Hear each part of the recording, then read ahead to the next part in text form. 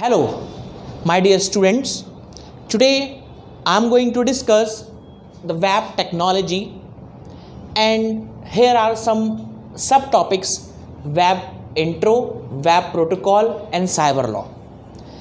Web technology, this is basically a series 1 of unit 1. So first of all, I will discuss what is web. Web is basically a internet. Web is a internet.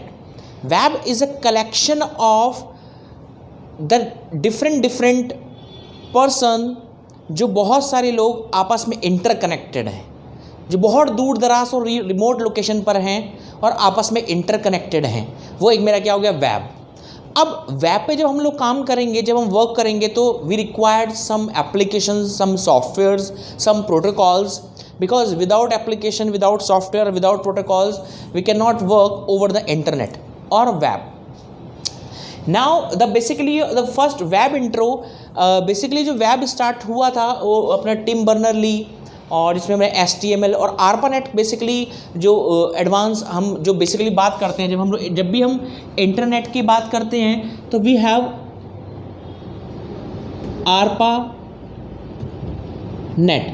ARPANET basically जो internet की starting है, जो internet जो जिस project में हम इसको develop किया गया, इंटरनेट को लेके आए हम बेसिकली, वो ARPANET प्रोजेक्ट है. इस प्रोजेक्ट की बेसिकली फुल फॉर्म है ARPA, advance research policy agency. सबसे पहले तो जो OSI मॉडल डेवलप किया गया था, OSI मॉडल के अंदर भी बेसिकली ARPANET था. नेट इसके साथ बाद में ऐड किया गया है. तो ARPANET एक बेसिकली प्रोजेक्ट है. इस प्रोजेक्ट के अंदर हम बेसिकली ज़्यादातर नेट की बात करते हैं, ओवरव्यू की बात करते हैं, how net develop, how net work, और इसके अंदर ही बेसिकली हम OSI मॉडल भी आ जाता है. यहाँ पर ही हम OSI मॉडल की भी बात करते हैं, और डिपार्टमेंट ऑफ डिफेंस मॉडल की बात भी करते हैं, DOD मॉडल की भी बात करते हैं, HTML की भी बात करते हैं, बिकॉज सारे के सारे आपस में एम्बेडेड हैं. सो बेसिकली बाकी हम लोग इसमें जो डेप्थ स्टडी करेंगे और उसकी जो थ्योरी बेसिकली वर्क करेंगे, वो हम लोग लाइव लेक्चर में करेंगे. अभी मैं थोड़ा सा ब्रीफ इस पर आपको दे रहा हूँ.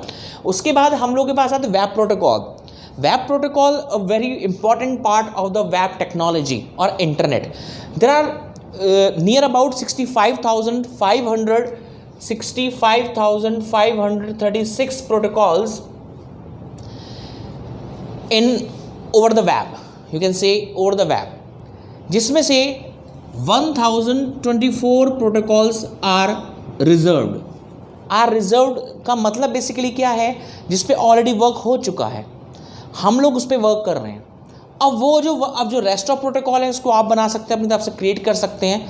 अब ये जो 1024 प्रोटोकॉल्स हैं, ये ओवर द इंटरनेट और आपके सिस्टम में, ऑपरेटिंग सिस्टम के साथ वर्क करते हैं. जैसे कि हम लोग बात करेंगे, हमारे पास कुछ प्रोटोकॉल्स हैं, बहुत इंपॉर्टेंट प्रोटोकॉल हैं सारे के सारे. मैं यहाँ पे बात कर लेते हैं. सबसे पहले हमारे पास प्रोटोकॉल आता है WWW, means world wide web. World Wide Web is a protocol which work over the internet. Without World Wide Web you cannot search anything. आप कुछ भी सर्च नहीं कर सकते इंटरनेट के ऊपर, क्योंकि हर एक सिस्टम दूसरे सिस्टम को रिमोट सिस्टम समझता है. रिमोट सिस्टम का मतलब है दूर दराज. मीन्स मेरे पास एक कंप्यूटर सिस्टम है, उसके पास एक कंप्यूटर सिस्टम रखा है, तो एक सिस्टम को नहीं पता फॉर एग्जाम्पल एक सिस्टम है और एक सिस्टम यहाँ पर रखा है, ये 1 है, ये 2 है. ये सिस्टम नहीं जानता ये सिस्टम कितनी लोकेशन पे, कितनी दूरी पे रखा हुआ है. तो इसके लिए ये सिस्टम एक प्रकार का दूर दराज यानी कि रिमोट सिस्टम हो गया. ठीक है. तो ऐसे ही world wide web protocol globally search करता है, किसी भी पर्टिकुलर फाइल, डॉक्यूमेंट और वेबसाइट को ग्लोबली सर्च करता है. तो world wide web is a protocol which is used to globally search. उसके बाद हमारे पास जो प्रोटोकॉल आता है, बहुत इंपॉर्टेंट प्रोटोकॉल जो over the internet basically work करता है, वो HTTP, hypertext transfer protocol. Is basically protocol which is used for request for what, particular website, particular web page के लिए रिक्वेस्ट के लिए basically HTTP hypertext transfer protocol work करता है. अब देखिए, ये तो एक इंग्लिश नेम है, हाइपरटेक्स्ट ट्रांसफर प्रोटोकॉल. अगर कंप्यूटर के अंदर इसने एंटर करना है तो कंप्यूटर बेसिकली इंग्लिश नहीं समझता है. कंप्यूटर बाइनरी समझता है और बाइनरी समझने के लिए उसको न्यूमेरिक वैल्यू पता होनी चाहिए। तो ऐसे ही हर एक प्रोटोकॉल का अपना एक नंबर होता है। एक क्या होता है, पोर्ट नंबर। एक नंबर होता है, मीन्स पोर्ट एड्रेसिंग भी बोलते हैं, पोर्ट एड्रेसिंग भी बोलते हैं, जैसे कि वर्चुअल एड्रेस, जैसे IP address, logical address, MAC address, physical address, ठीक है। ऐसी पोर्ट एड्रेस, ऐसी होता है हमारा पोर्ट एड्रेस। तो पोर्ट एड्रेस क्या होता है, जैसे एचटीटीपी का जो पोर्ट नंबर होता है वो होता है 80। एचटीटीपी का जो पोर्ट नंबर होता है वो होता है 80। अब ये क्या है, सिस्टम जो समझता है और इंटरनेट जो समझता है वो एचटीटीपी को नहीं समझता, वो 80 को समझता है। 80 से रिक्वेस्ट जाएगी। तो ऐसे ही हमारे पास 1024 प्रोटोकॉल जो हैं उनके सबकी एक नंबरिंग है, उनके सारे क्या हैं, एक पोर्ट नंबर्स हैं। अगर हम लोग बात करें तो जैसे कि पोर्ट नंबर की बात करें, सो यहाँ पर बेसिकली पोर्ट नंबर क्या है, अब ये हमारे क्या हो गए, port number, port number HTTP हो गया, उसका 80 हो गया। और क्या प्रोटोकॉल है हमारे पास, एचटीटीपी। एचटीटीपी के बाद हमारा most important protocol SMTP, simple mail transfer protocol. Simple mail transfer protocol, the port number is 25. With the help of simple mail transfer protocol, what the work exactly of SMTP? SMTP protocol is basically, if when you send a message, when you forward your mail, the SMTP protocol works. Simple mail transfer protocol, SMTP protocol, जो भी आप request send करते हैं, जो भी आप mail send करते हैं, मैसेज सेंड करते हैं, उसके पीछे बेसिकली क्या होता है, सेंडिंग के पीछे हमारा SMTP प्रोटोकॉल वर्क करता है। और उसके पीछे जो पोर्ट नंबर वर्क करता है वो है आपका 25। उसके बाद हमारे पास और प्रोटोकॉल्स हो गए SMTP। उसके बाद हमारे पास फोर्थ प्रोटोकॉल हो गया POP। POP stand for post office protocol. Post office protocol का जो हमारा बेसिकली पोर्ट नंबर होता है 109 और 110 भी रखते हैं डेटा के लिए और एक फॉरवर्डिंग के लिए। Post office protocol is basically used for receiving. आप जो मैसेज रिसीव करते हैं, मेल रिसीव करते हैं, अगर आपका पॉप प्रोटोकॉल वर्क नहीं कर रहा है प्रॉपर, तो आप कोई भी मेल और मैसेज प्रॉपर रिसीव नहीं कर पाएंगे। अगर आप इसे डिसेबल कर देंगे तो आपके फ़ोन में मैसेज और फ़ोन में किसी प्रकार का कोई मेल नहीं आएगा। सो ये जैसे सेंडिंग के लिए यूज़ होता है, ऐसे ही ये रिसीविंग के लिए यूज़ होता है। तो ऐसे हमारे पास कुछ प्रोटोकॉल हैं, जैसे कि मैंने बात करी STTP, SMTP, POP। ऐसे there are 1024 protocol, mean 65,536 protocols works over the internet. ऐसी हमारे पास SNMP है, ठीक है, POP, STTP, TFTP और भी बहुत सारे प्रोटोकॉल हैं। और सब हर एक प्रोटोकॉल का अपना एक पोर्ट नंबर है, जिस पोर्ट नंबर से वो रिकग्नाइज होता है किसी कंप्यूटर पे, ऑपरेटिंग सिस्टम पे और इंटरनेट पे। अब बाकी जितने भी हम प्रोटोकॉल्स हैं ये हम लाइव लेक्चर में बात करेंगे, उन सब के पोर्ट नंबर बेसिकली बात करेंगे, क्योंकि अभी तो मैं सारे के सारे पोर्ट नंबर आपको ये नहीं लिख सकता, ठीक है।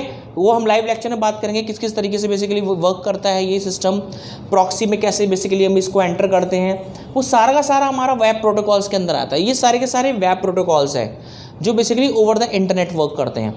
अब आपने जैसे देखा होगा URL जो होता है, URL यूनिफॉर्म रिसोर्स लोकेटर, जहाँ पर यूनिफॉर्म रिसोर्स लोकेटर का मतलब जहाँ पर आप क्या कहते हैं वेब का एड्रेस लिखते हैं। जैसे आप लिखते हैं www.google.com लिखते हैं ना, तो ये URL एड्रेस होता है।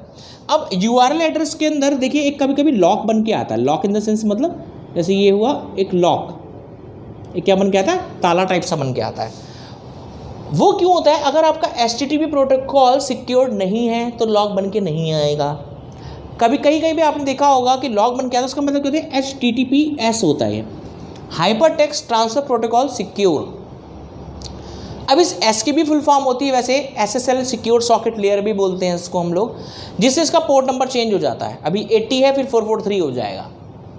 सो जो भी वेबसाइट सिक्योर होगी, जो भी वेब पेज सिक्योर होगा, वहाँ पे HTTPS लिख के आएगा।